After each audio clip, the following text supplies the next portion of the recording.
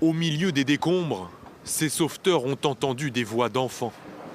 Ils ont arrêté les pelleteuses et tentent, à la main, de se frayer un chemin pour les secourir.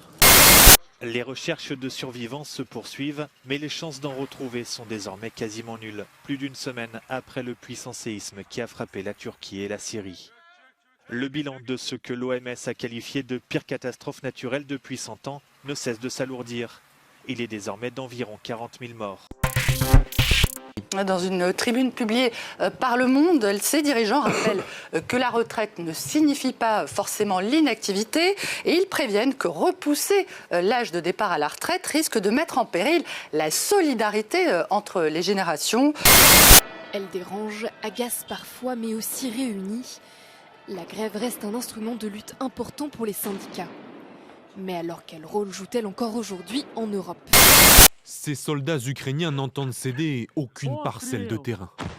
Mais en face, à quelques centaines de mètres, la pression des forces russes augmente, comme partout dans le Donbass.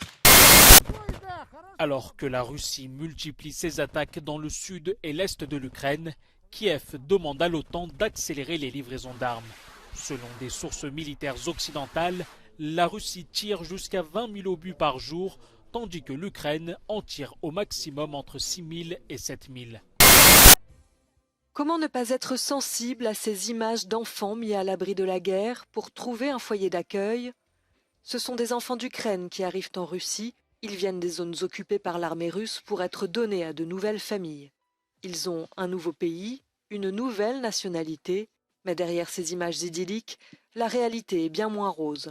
Une enquête des journalistes de l'Union européenne de radio-télévision révèle que beaucoup de ces enfants ont des familles et qu'ils ont été emmenés en Russie sans leur consentement.